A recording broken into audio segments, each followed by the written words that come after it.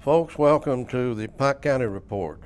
I have with me today Doug Tackett, Pike County Emergency Management Director, to talk to you about a new emergency alert system that, at Doug's recommendation, the Pike County Physical Court has authorized and it is in place. We have had a meeting with all the parties that can use this. As we get into this program, we'll be talking about the different county agencies and police agencies, fire department, rescue, and on and on. But to get this started today, the name of this is Code Red.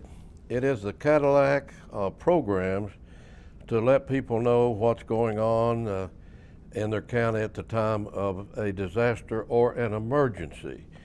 And it is a tool that's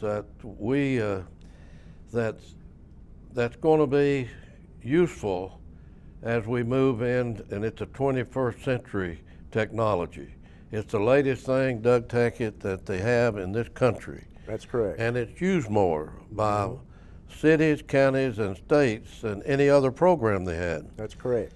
It is unbelievable what this program and how it's done, and as you know, that you're going to see that right up here on this screen. That's correct. We'll do a live demo. You're doing how it works and how, if you have an area, say you had a chemical spill, you can go in on the computer and you can isolate that to an area, and you will talk about it a little more. And that's all the calls will go to. That's right. The other system we had didn't do that. They called everybody if you had a spill and notified everybody that's on the program. Code Red is free, don't cost anybody one penny. Right. And it's something that every family in this Pike County and every business and every police agency and all those we mentioned today will need. And we're going to talk about the first responder notifications, Doug, that we go out and respond to our fire departments. Right. Our fire departments. And tell us just briefly on each one of this what we do for our fire departments and a FAR or whatever they have. Well, for the fire departments, we can set up group calls where they can call out just their group to respond to any type of an emergency that they may have. We can build in groups for hazmat response or basic search and rescue for missing children. Hazmat is your chemical spills, yes, so people will know. Right, it's our chemical spills, and we have a lot of hazardous materials that travel through the county. And by not only road, but by rail. By rail too. We have both. We have two major train lines that come through, rail lines that come through, and 3 U.S. highways that carry hazardous materials. Correct. Yeah. And also for you first responders, they assist you in lost people. That's correct. Now tell us what you can do when somebody gets lost. And you know, the police chief at Coal Run was telling about a child that was lost just last week. Yeah, what we can do is we can actually go into the area where the child was lost at or last seen at and select that area and send a notification to the people there to be looking for that child, or let them know that there's a child that's missing or lost, and they can observe for that child and report if they see the child. We give them a number to call into and let us know they see it, and that's why we're doing a search and rescue at the same time. If the firemen come up on a fire scene and the wind is blowing and looks like it's going to get a lot of houses and businesses, then all they do, they don't have to take their time up. All they do is they text you or give you the information, and you call immediately down the street, and you isolate that street and tell everybody to get out. Danger to get out. That's right, or shelter in place if that would be the case. We tell them how to shelter in place and keep the contaminants out of their home. Certainly. Okay. And we talked about with the Mountain Water District general manager and the superintendent for UMG about how this could be used on water contamination. Tell us a little bit about how they would use this. They can use this for water contamination or boil water advisories or major line breaks. If there's going to be sections out, they can tell us what sections are going to be affected, and we can go in on a map and geographically isolate those sections on the map and send a message to the folks in that area. to let them know if there's a boil water advisory or if there's a major line break and they're going to be without water for a period of time, and things of that nature. Well, it'd be great for them. Yes, it would. For their use, and of course they're part of this, and they will be using it. Yes. Also, if we have a problem like we had recently over in West Virginia, where they cut our water off because they had a fire at Gilbert and their tanks got low, and then they said, well, your water's going to be off for a period of time. That's right. And we got all the calls, remember? I remember that. We can. Everybody was off in Pond Creek and Blackberry, and we got the calls. Wanting information. Now, under this system, all you do is isolate the area that's out, push your button, and send the them calls message. go to them. Yeah, let them know what's going on and what the duration of the outage may be. I noticed when we had our meeting with these folks that the interest that the law enforcement had, and I'm talking about the city police of Pikeville, Coal Run, Elkhorn City, Kentucky State Police, and our sheriff's office who was represented here. Because what a tool this is for law enforcement. Tell us a little bit about what this program will do for the law enforcement to help protect our people. Law enforcement, if they have say a hostage situation somewhere, they could give us the address where that's at, and we can do a radius around that area and let people know that they need to be out of harm's way. They need to go somewhere, give them the information they need so they can be safe. That's one way that law enforcement can use it. Another way is they can build a call base in there for, say, pharmacies, for example. If somebody's passing bogus prescriptions, Correct. They can notify pharmacies with this system and let them know about that. Same with bad checks for businesses. If somebody's circulating bad checks or counterfeit bills or something. And I know that our county attorney's office is really on top of that bad check situation. Yeah. If you go into business, usually I see a little note next to the cash register that says Harris Keith Hall on the bottom of Pike County Attorney, and gives the statutes. That's right. In regard to the bad check. So what a tool that will be for not only law enforcement but to the prosecutors. Yeah, and for businesses too, to help them help the have that business. information. Correct. It's an information sharing tool. Its capabilities are just out there, you know. We had the power company representative here, Bob Shirtliff, and what a job they do in the time of disasters. And we know we've had the snow, we've had the ice, we've had the outages. We went through it for 12 days. A lot of our people was out, but what a job those workers locally here do. Yeah, they do a great job. And of course, they bring in their crews from other states and assist when we hit. But tell us what we can do for the utility companies. Well, utility companies, one thing we could do is if they have a planned power outage for an area, we could use that to notify the area that the outage is going to be in and let them know what time to expect it, how long it'll be off, and when to expect it to come back on. The other thing is if there's going to be an extended outage in an area, it can call those areas not only just landline phones, which some work without power and some don't, but it calls cell phones as well and sends text messages as well. Also emails. I got talking to Hatcher, the county road commissioner, of what his use would be for this. And he was talking about the closing of roads or evacuating people or routes. Same thing for the transportation cabinet. Exactly. They can notify a road if they're going to have it closed, say to replace a bridge or a drain, Sure. and let people know to take an alternate route or how long the road's going to be closed. And then we don't get the calls. That's right. I'm talking about through my office or Hatcher's office or the transportation cabinet. It's keeping the public informed. Also for the road crews is we use it, we build a list in there for the road foreman and Frank Hatcher as well, and also for the magistrates, so that when we have inclement weather coming, like snowstorms and things like that, we have it call them and let them know to be ready. Recently we had bad weather coming up.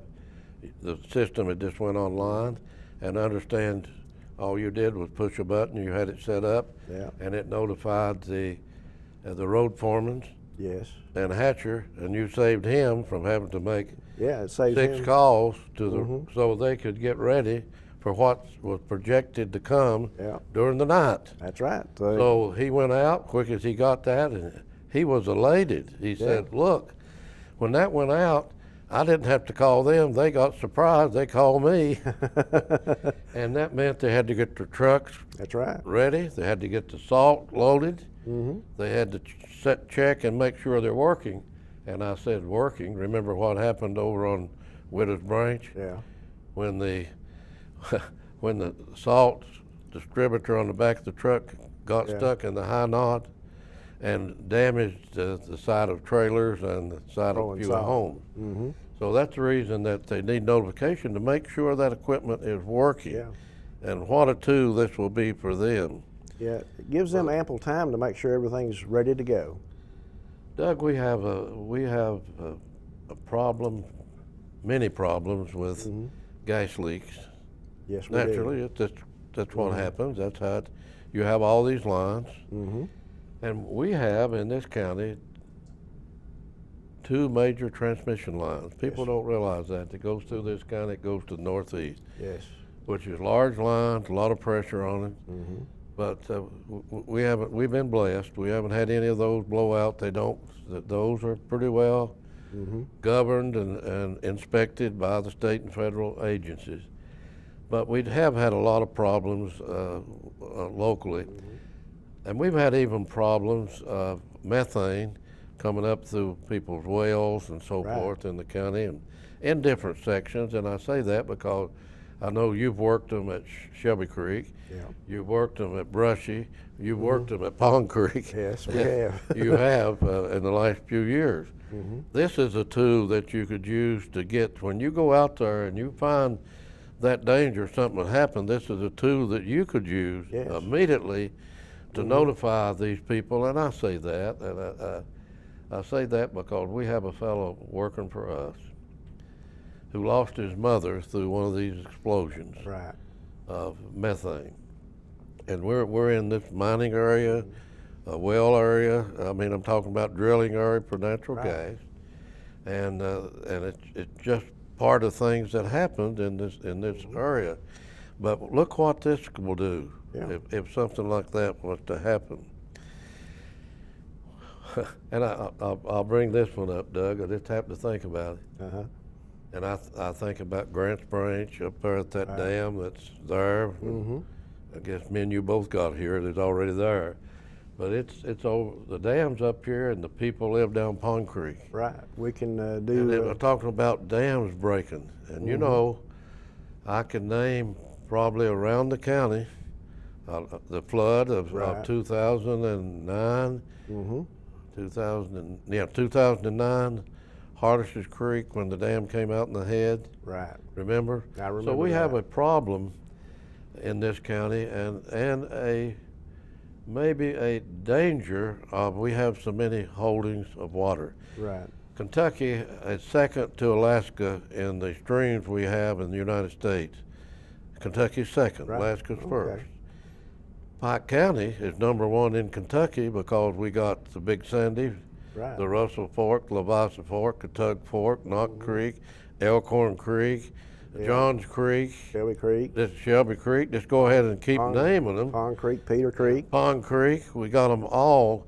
And this is a potential problem. But tell us how this system? Well, you've already explained a little bit, but what this system will do in the case of a disaster? And I'll say this.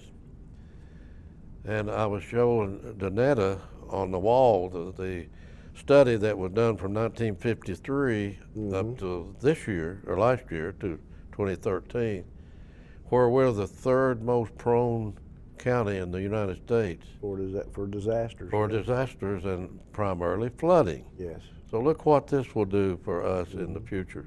Well, with this, one thing we haven't touched on with Code Red is the weather warning system, or the weather warning portion of it. Correct. As people subscribe to it, they can pick the weather warnings to get weather warnings. And what it does is when the National Weather Service sends a flash flood warning, severe thunderstorm warning, tornado warning, something like that, you notice on the map when they show on TV the polygon or the box, the watch box or warning box that goes on the screen, everybody within that screen will be notified by Code Red that there's a warning in place and tell you what kind of warning it is. And it's automated, it's advanced, it goes out really fast, and you get a quick warning pretty much. It's immediate, isn't it? It's immediate. So you've got that warning that notifies people without us having to do anything. But at the same time, we can still follow through with those and give people procedures to use to say where to take shelter at if they need to, if they're in a mobile home to get out of that mobile home. If there's a possible dam breakage, we can warn those folks downstream if that's something that the Weather Service wouldn't put out a warning for. Or, I mean, they do civil emergency warnings if we call them and ask them to.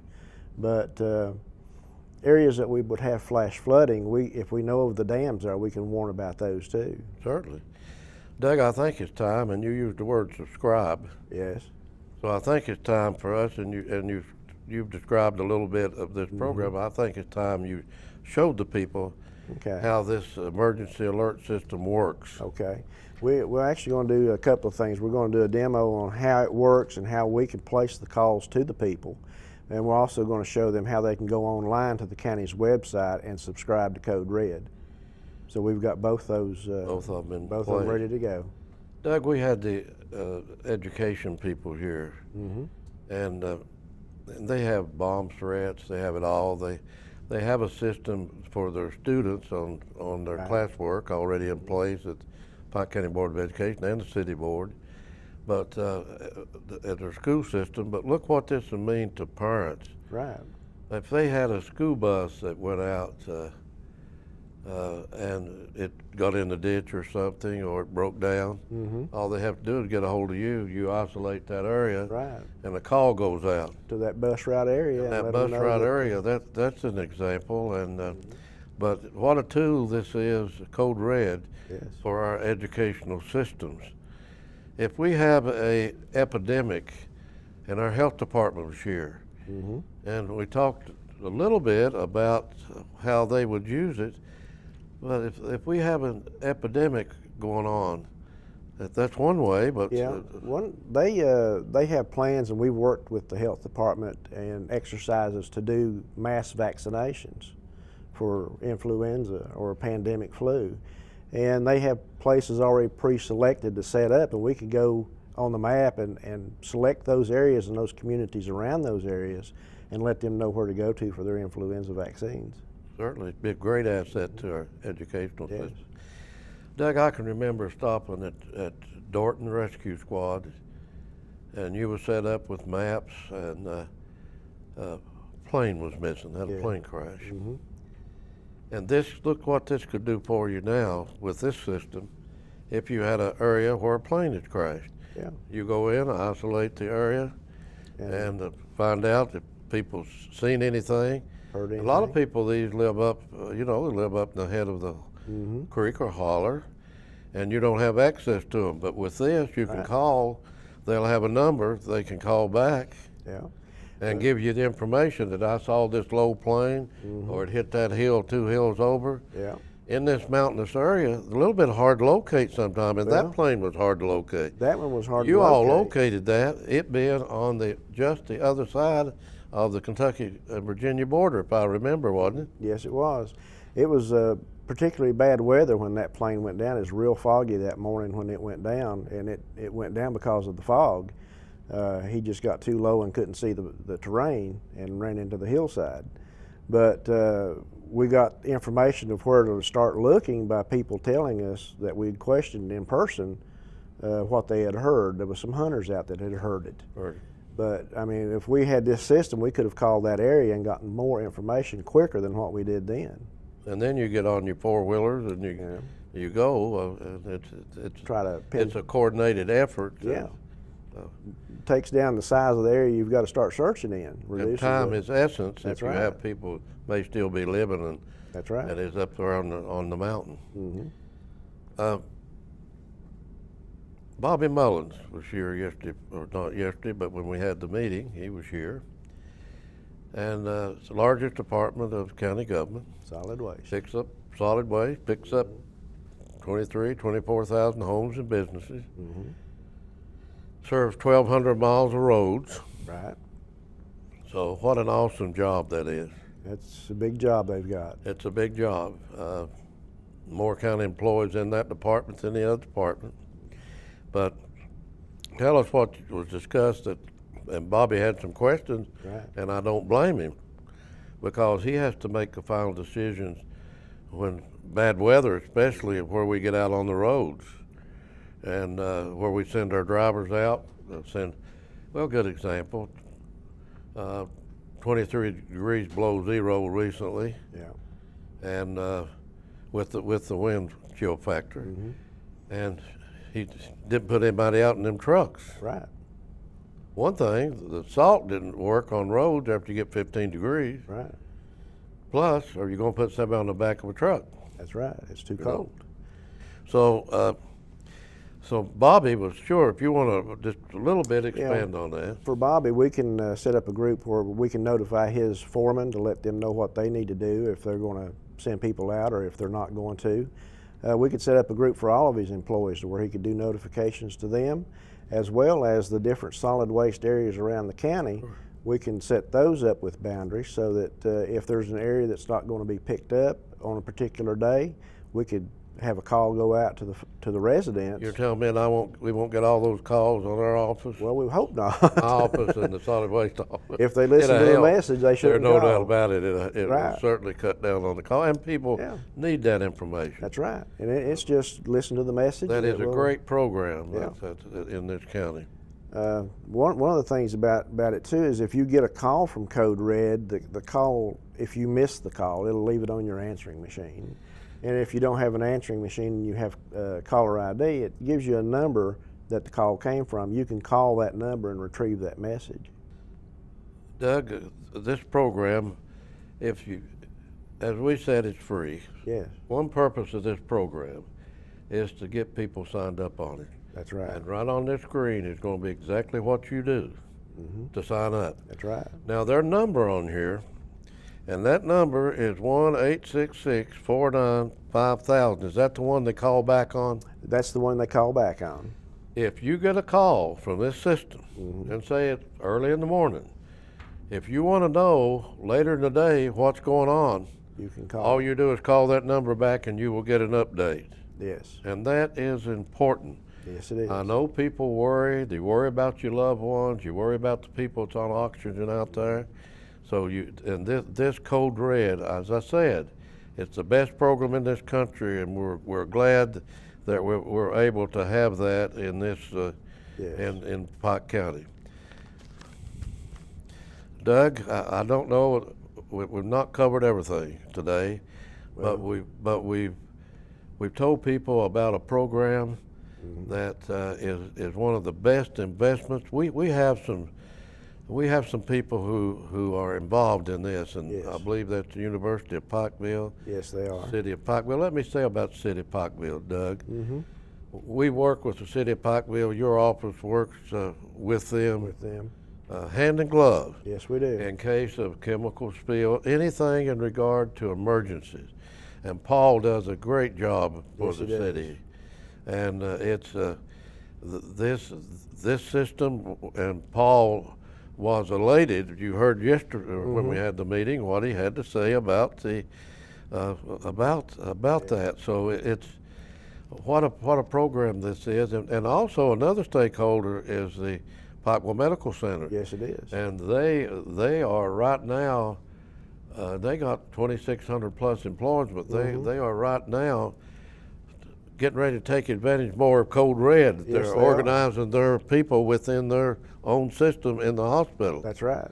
So we just wanted people to know. Some of these other agencies talk like they might want to become a stakeholder too. Yes, they do. And as they do that, the cost of the system comes down. That's right. There is one other thing that we hadn't mentioned, and there's a Code Red app for your smartphones, both Android and iPhones. Well, And- you can look right now on your screen, and you're going to see a red light flashing, and you're going to see. Tell them what they're going to see. They're going to see the different ways they can receive messages from Code Red, and that's different smartphones, cell phones, computers, and for email and text. And we also do RSS feeds, and we'll have it going to Facebook soon. And be on Facebook. Yes. Would you tell them it'll be on emergency management site and the county site? Yes, it'll be on both. Be on both of them. Uh-huh. latest technology in the United States of America in regard to emergencies. Yes. We're here in probably, and the only one in eastern Kentucky, in this, I call it a ready room.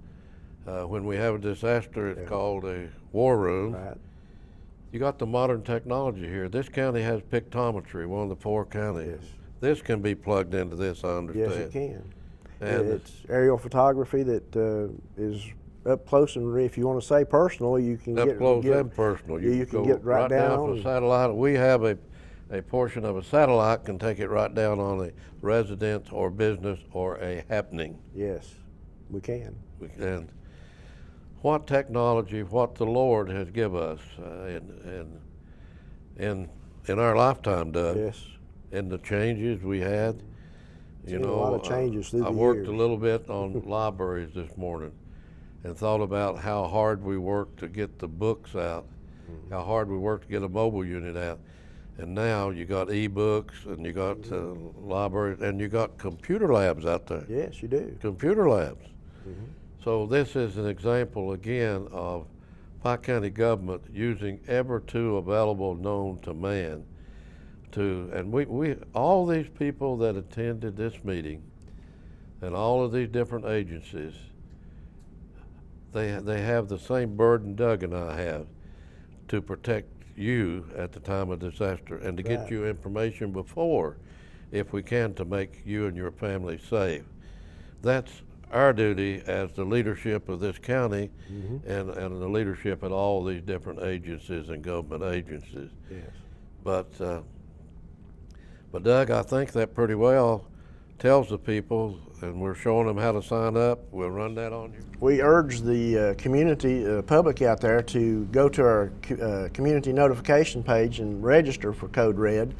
What it does, it adds your information to make sure the information we have for you is correct. You can add your home phone. You will need your 911 address to put in here so that it can be geographically located or coded on a map, so you get the notifications just for the particular area that you live in. The best way to get this without me giving you this long address up here is go to pikecountyky.gov, Pike County's homepage, and about halfway down the page is a Code Red logo, and you want to click on that Code Red logo and it will take you to the community notification enrollment page where you can enroll and add however many phones, emails, or text messages or text devices that you may need to receive the notifications. I'm going to go ahead and start and show them just basically how it works, how we can do a launch and pull from the map to create the audience that's going to get the warning.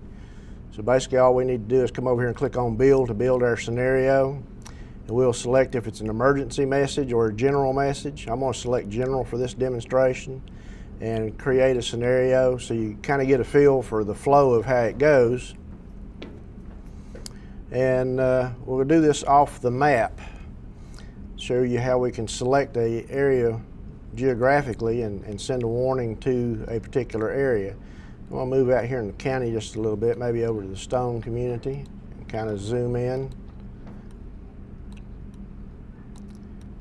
And let's say we want to do a notification here on Mullen Fork. I want to do it free-handedly so I can get the area that I want to get without getting all the side roads. Come back down this way. And after I get the area highlighted, I can hit update calls. It tells me how many folks it's going to call. And I can hit save.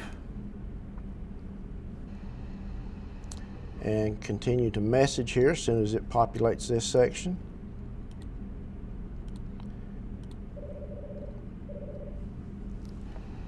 Okay, we're going to create a new message. Use a primary voice. If there's anybody there that gets emails or text messages in that area or the mobile app, we'll select those so they get those messages too, and we're going to create a message. From this point, we can call in on a voice line if we want to record a message.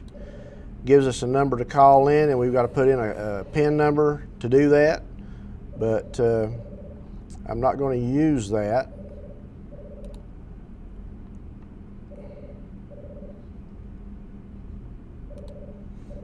I'm going to come out here. Let me go back to my voice.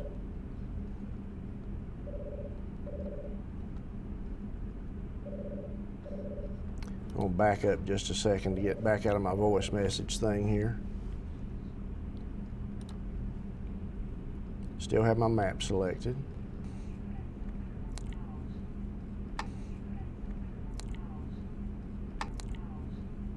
I'm going to do a text to voice using a primary voice, email, mobile app, and text.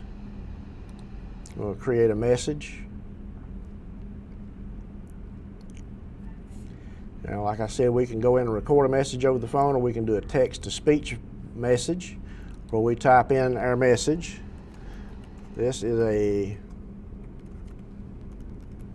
code red test.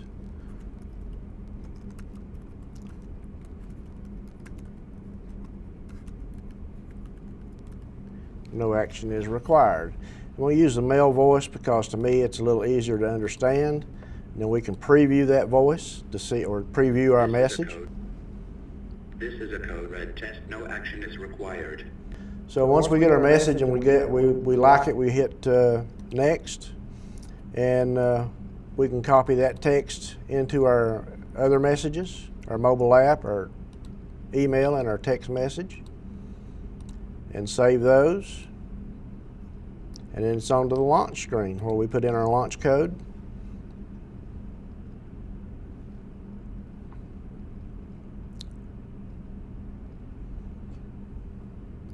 And over here it tells us how many people it's going to contact, how many emails are going to be sent, how many text messages will be sent. We hit launch now. We put in our launch code and hit confirm launch, and the message is on its way. It should be delivered in less than just 5 minutes or so. We did a countywide all-call the other day, and we did, I think it did 18,000 messages or calls in 9 minutes. So that's basically how the system works right there. I'm not going to launch that message. We don't want to bother anybody. And kind of back out of the program. Go back to our map, and I'll show you a couple of other little things.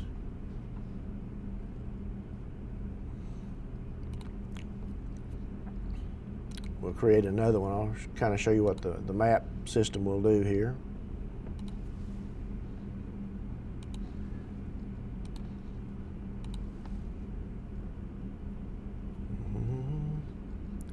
We have different options to use on the map.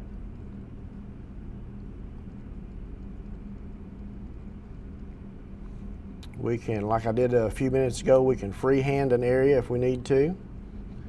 I'm going to zoom in here around Raccoon. And we can do a freehand or we can do a polygon.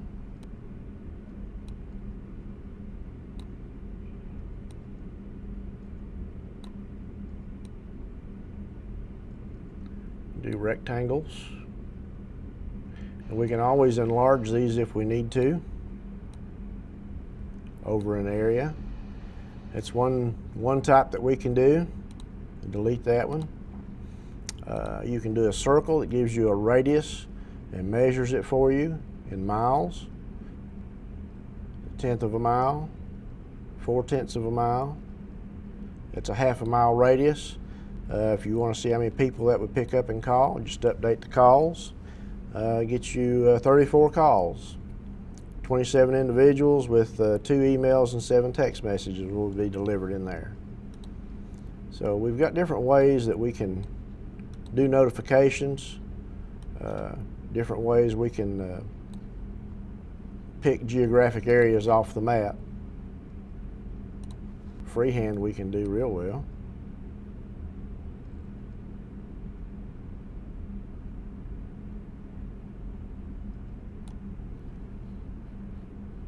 And then again, just hit the update call button. We go through our message procedures after that's done and send the message. The other thing we use this for too is call outs. We set up different groups within the system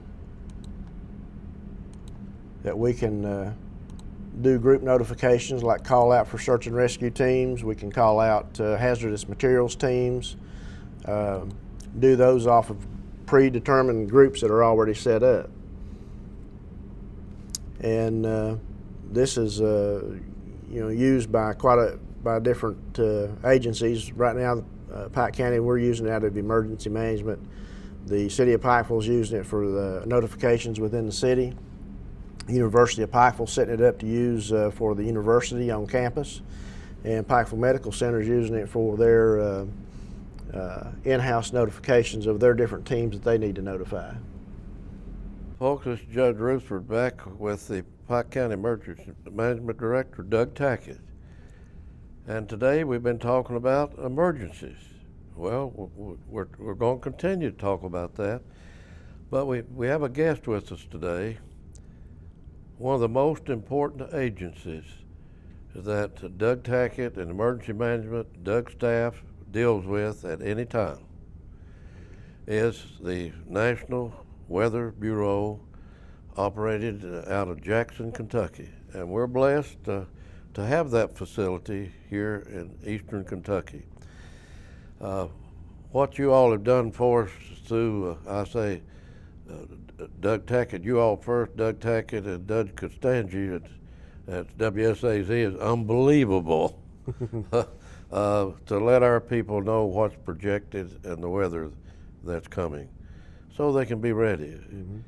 And I say that because of that awesome responsibility that we all have to make our people safe. And you all can be proud of the lives that you've saved. Mm-hmm. By the information that you get out to people. But today, I am signing today a proclamation for National Severe Weather Preparedness Week, March the 2nd to the 8th. And I'm signing that today because of this program. Mm-hmm. But, and today because we're going to be able to have a conversation about what Tony Edwards, your agency, does and how Doug blends it in with even our new program that we have here in the county, Code Red, mm-hmm. a emergency notification system that we have put in place to protect our people and make them safe and to use in the case we have a disaster. So that is our purpose here, and it is just unbelievable what the National Severe Weather Preparedness Week, what it means to us that we can have this discussion. So, Doug, I'm going to go to you next and make Tony feel a little bit comfortable. He just got here after driving here from Jackson, and let you first tell about your relationship with Jackson, and I know that Doug and I converse. We're so flood prone and snows. I probably talk more to Doug Tackett than I do any other body in county government.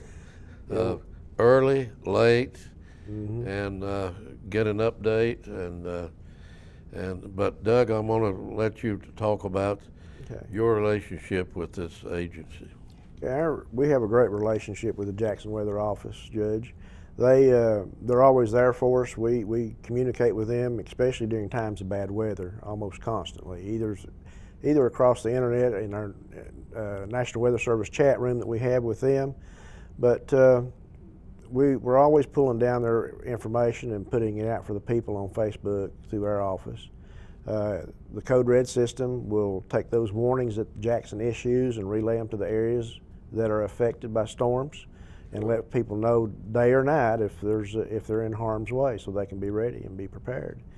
We talk about preparedness. We talk about safety, storm safety.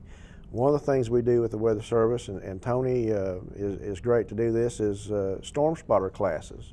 We've got a storm spotter class coming up March the 11th here in the Emergency Operations Center, and love to see this place full for that because it gives a lot of weather safety tips for people to use during severe weather. And Doug, give that date again. that's People out here. March the 11th here at the Emergency Operations Center at 172 Division Street in Pikeville. It'll be at 6 o'clock in the evening. So a lot of opportunities to come.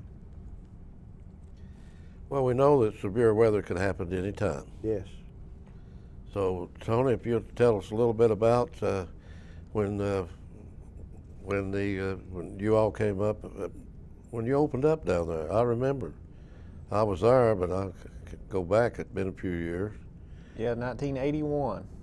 I was there. I was at the opening of that. Testified at a hearing here in Pikeville. Testified in Washington. Senator Huddleston was chairman of the committee in the Senate and held hearings on a station. Over in the House, we had Congressman Perkins. They held hearings over there, testified in the House for this system. Tony, we was using rain gauges. And I say rain gauges, Doug. Yeah. And I remember what I said. Here we are in the early 80s, and we're still using fruit jars to measure the amount of rain. And that's the reason we need a weather station. I remember I was followed on that testimony by Walter May at that time with the radio station. And I thought that he gave an excellent presentation of the need here. It was so excellent that the congressman had brought the head of the agency from Washington to Pikeville for the hearing, that the congressman moved off the platform with them and sat down where the people were sitting, and the head of the agency in Washington said, "We want to do this, but we don't have any money." The congressman stood up and said, "If I put the money in the budget, will you build it?" And he said, I'll guarantee you. See how Code Red works, Doug? Yep. Okay. Yep. I see how it Get works. all the calls. Yep. So that's a little bit of the history, and I can remember attending that opening and how we knew in future years. And I think with Code Red that we're going to be able to really help our people and get more notifications. Go right ahead. Yeah, I think I may have interrupted you to give you a little bit of a history. Well, we've come a long way since 1981, going from fruit jars for measuring rain to Rain through fruit jars. latest technology, Doppler radar here in Eastern Doppler, we have Kentucky. Doppler radar right here in county government, Doug's office, on our computers over in the courthouse. Yeah, and you know, Doug spoke on our relationship, and the National Weather Service, we work very closely with emergency management, and you know, we talk about the weather hazards that we have in Eastern Kentucky, and it runs the gamut from flooding, which is the main issue here in Pike County, to winter storms, to severe thunderstorms, to even a tornado or two. There's been at least one documented tornado here in Pike County. And you never know when you're going to get another March 2nd, 2012, you know, and big tornadoes. So we've got a lot of hazards here in Eastern Kentucky, and this Code Red system that you all have put out is going to be a great thing for the county to get those people notified. When we do issue those warnings, you know, it can go instantaneously out to the county. Doug, one thing that we want to remember, that they also have heat awareness days. We need to remember that and get another program on so people can understand. And also, you have the lightning awareness week. We need to also have a program on that. But Tony, you have told us some of the things that Doug, you and him converse a little bit on what you. One of the biggest tools that I use, aside from radar for severe storms and especially rainfall, is the iFlow system. The iFlow systems throughout Eastern Kentucky, and in Pike County we've got 14 automated rain gauges now. That Doug, let's talk about that a little bit. iFlow. Okay. You know, we discovered 3 or 4 years ago that we was very short on the iFlow, and the whole county was not covered. That's right. And we decided that, and I talk about we, I'm talking about Doug, myself, and the state legislators. I'm talking about Leslie Combs, W. Keith Hall, and Senator Jones. And we brought him in to Senator Jones's surprise. The area he was from, Shelby Creek and Pike, didn't even have a one. That's right, it didn't. Then you're talking about how it's changed since it started in '81. Well, where we had the rainfall that come down and caused the washout on Coon Creek, they didn't have one in Coon Creek. Right. So we was able to bring our legislators together and to go to the next session of the Kentucky General Assembly and get money in the budget, get legislation passed in the budget to complete our iFlow system. And with now, as Doug told you, he can sit right here in this room or out in his vehicle. Yeah, I can do both. Both, and he can tell you where the stream stands at that time. He can pull up where it was the last flood or any flood. You can go 63 flood or 77, 57, and tell you what it was. And that's how he makes his projections on what we notify people on. And that's what this new Code Red system can do. He can isolate the areas That's right. and give them a call. So technology has worked on your end, it's working on our end. Go ahead and finish discussion on the iFlow, because I just wanted to give that little bit and to tell you how concerned our legislators was when they discovered we were short and they took action to correct it. We probably have, and Tony, correct me if I'm wrong, but I think we've probably got the largest number of rain gauges of any county in eastern Kentucky. We got more streams, of course, we've as got, related to We've earlier. got 14 gauges in operation right now. We've got one more to install when the weather breaks. But we'll have 15 total, and some of those are both rain and stream gauges. So we can monitor our major streams in the your county. main streams. Yeah, we we've always got 'em. monitor the main streams. And we also, we have 2 dams above us. Yeah. And we also, as quick as something happens, Doug, go ahead and tell us what you do with the Corps of Engineers as quick as we get this information from them. Yeah, we've Or the got weather- websites we go to get the level of the water in the dams and the discharge rates that they're letting water out of the dams at, and also the river levels. We can watch the river levels as they rise and fall. And Doug and I, at times, have had to talk to the Corps of Engineers at different times of the year with the amount of water they had or didn't have in the dam to make sure that we had their input, our input, into their decision making of how they was going to handle it. Yeah. Because it's the different times of year makes a difference if it's at low or it's at high time. That's right. But we use all that information to base our decisions on whether we're going to see a flood in an area, if we need to put a warning in those areas. We know what levels, for example, there's a stream gauge at Johns Creek there at the fire department. We know that when that creek gets to 11 feet, it's going to start into those softball fields, and when it's at 21 feet, it's in the fire department. Yeah, we know when it's getting over that lift station over there. Yeah, we know when it's over We're getting that. that lift station replaced. Yeah. People finally give us some money after 5 times it's been under the water. But we're trying to get that down on all the streams, and we've got a couple of new gauges in we've got to watch, so we'll know when they start to exceed the bankfuls on those. But Tony, this all started, this part of this conversation started with you all. You give us information, he goes to the Corps, and then decisions are made, and then we go back to this Code Red program and bring everybody up to, Yeah, we all work together as as my one team. papa said, bring everybody up to snuff. Yeah, yeah, and those iFlow gauges are very important because our radar will tell us where heavy rain is occurring, but we still need ground truth information to tell us if the radar is right. All he does is punch his computer and that information goes straight to your old Jackson office, if I understand the system. Yeah, well, we get a lot of the information through them too. Well, certainly. I have a live feed basically from the gauges myself off the radio network that they work on. That's the one that they work But on. I can also pull that information if I can't read that system, I can pull it from their website. Yeah, so technology's great. Technology, isn't it great? It's absolutely, it's mind-boggling though.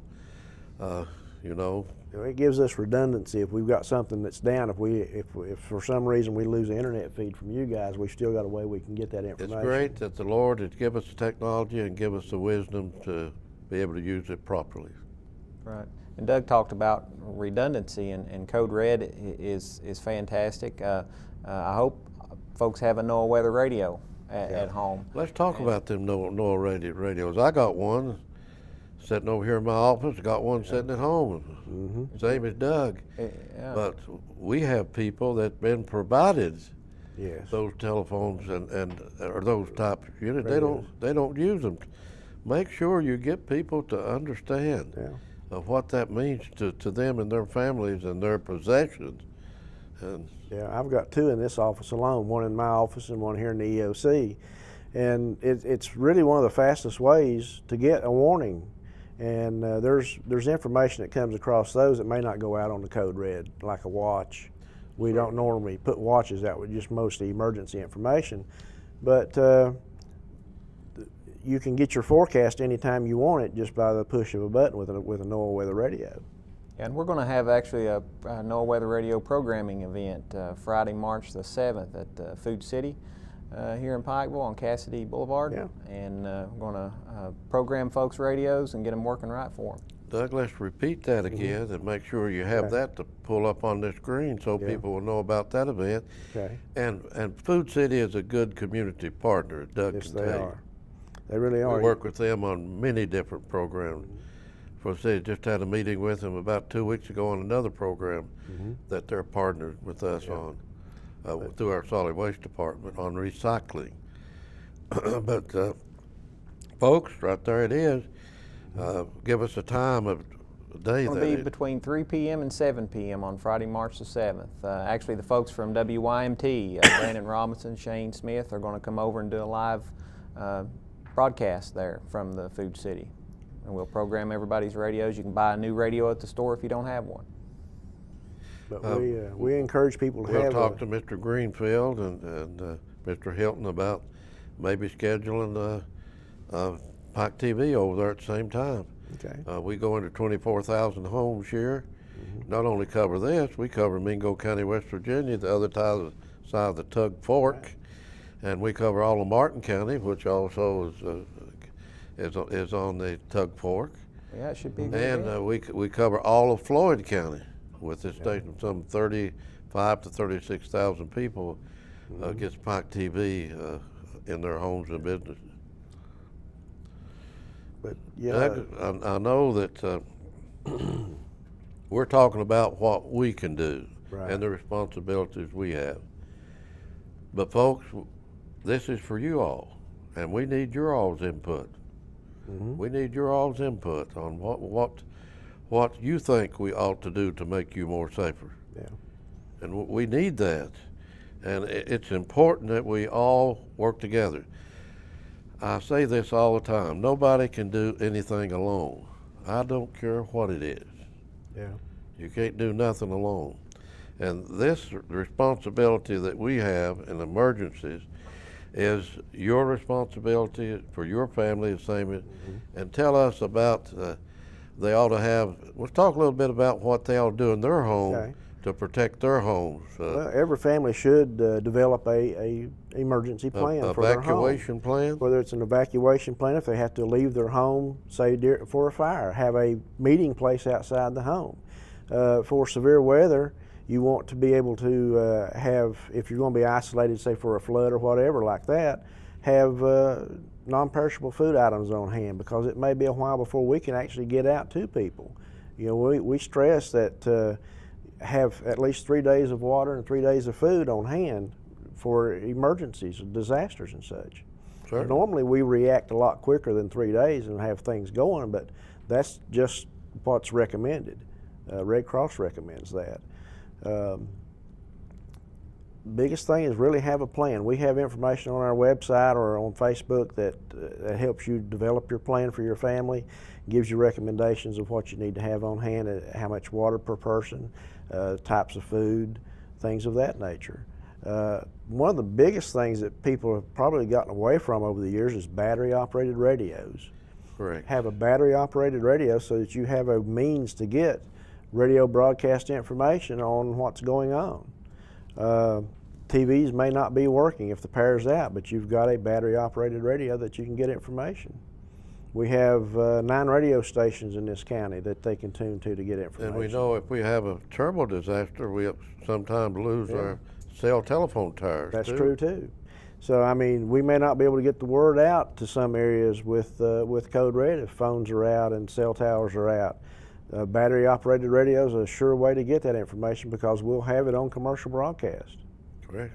And East Kentucky Broadcasting has been great, Doug, over the years to work with, and we assisted them to get backup for their station, the generator before, so that make sure that they stayed on the air. Yeah.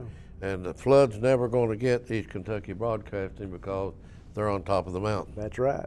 They operate all their studios from up there, and when we have disasters and emergencies, they open their doors and say, "Come on." Tony, you're talking about probably 7 stations? 9 stations. 9 stations in eastern Kentucky. Cover their whole area. Yeah. And when we have a disaster, they use all of those. They just break in on all of them and give the weather news and everything, what's going on. They have a way to tie all those stations together and simulcast everything out at one time. Everything at one time. So. We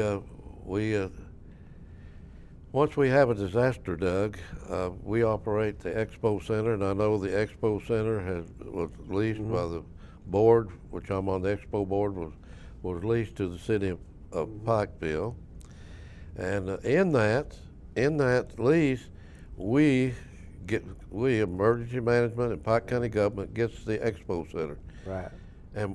And Tony, we've been able to use that Expo Center for triage center through the health department and the hospital. Right.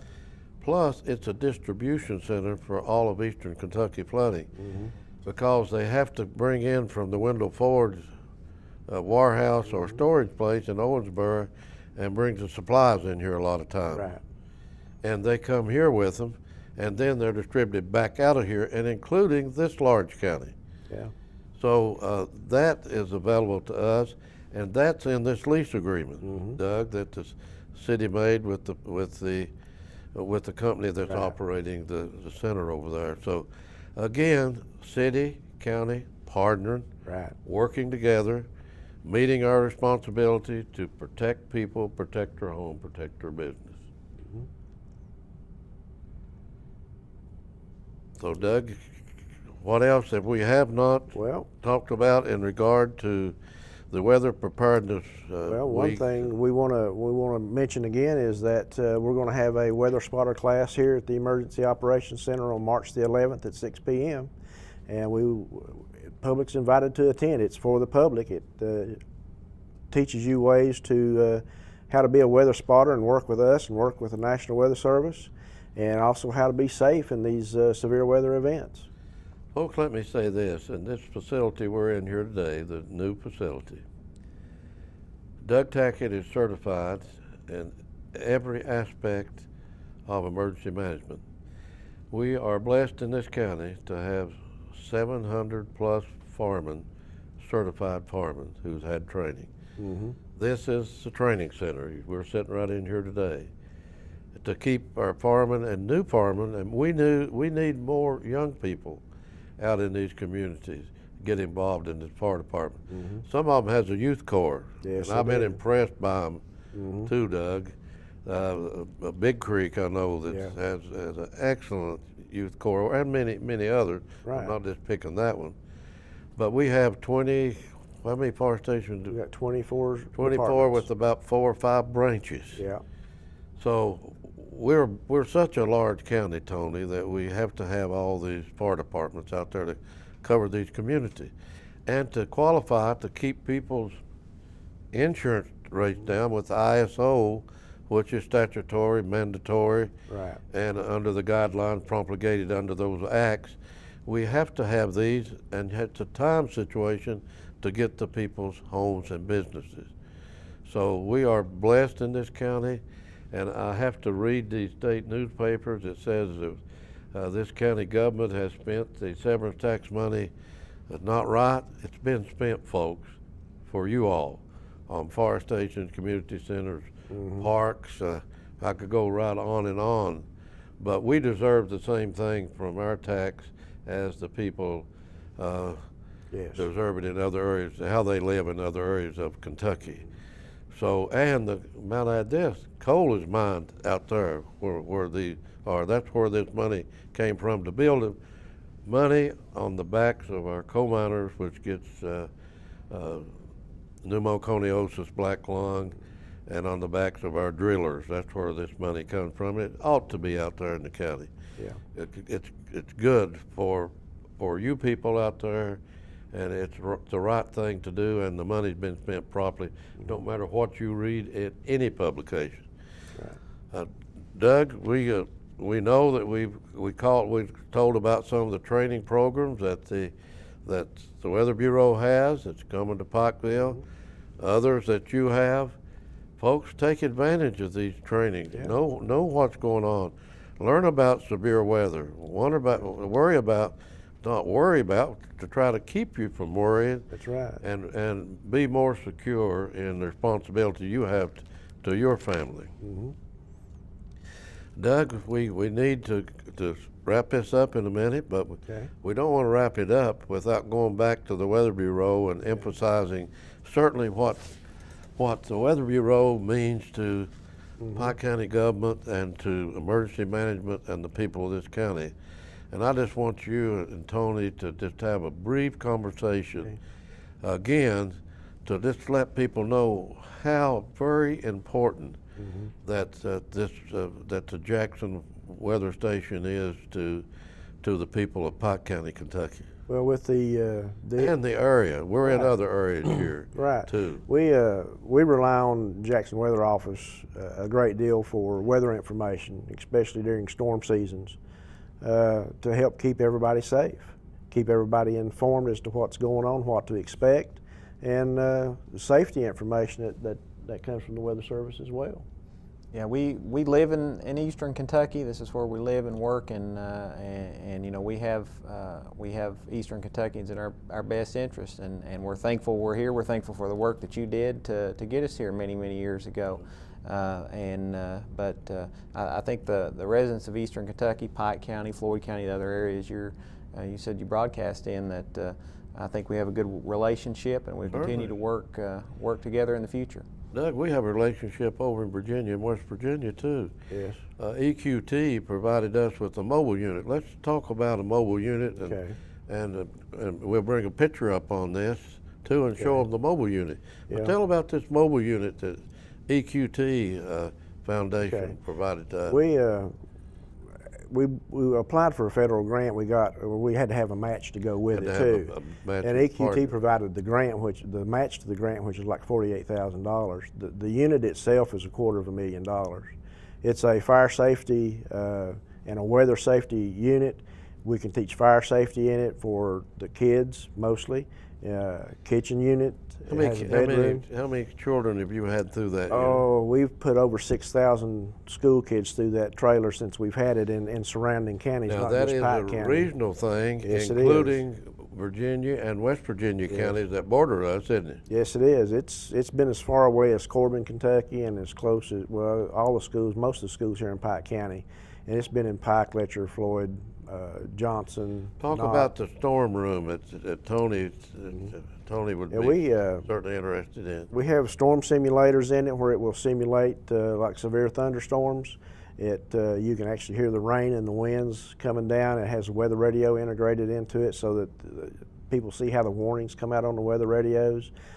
Simulated lightning and thunder and all that in the system, and it's like being in a building in a severe storm. And it provides weather safety things to do when the storms are approaching and how to be safe. Another tool that we have, Tony, to educate our people, and educate and training is a whole part of making our people safe, meeting our responsibility to the people of this area.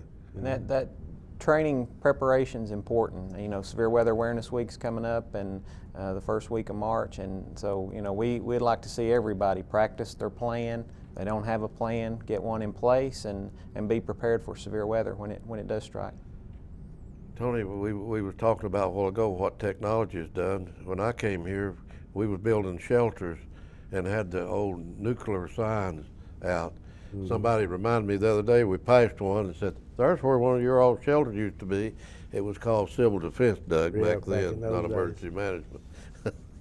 So times have changed. But folks, I've enjoyed this program, always enjoyed it with Doug Tackett, but we've had a bonus today with have Tony Edwards with us from the Weather Bureau.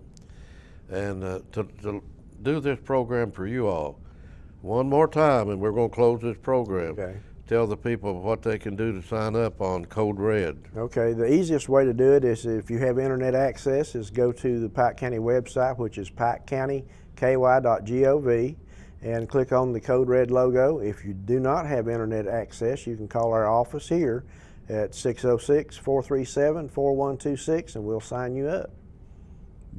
So folks, thank you for giving us your attention today, and I think you have some valuable information for your family and your communities. Thank you, and God bless.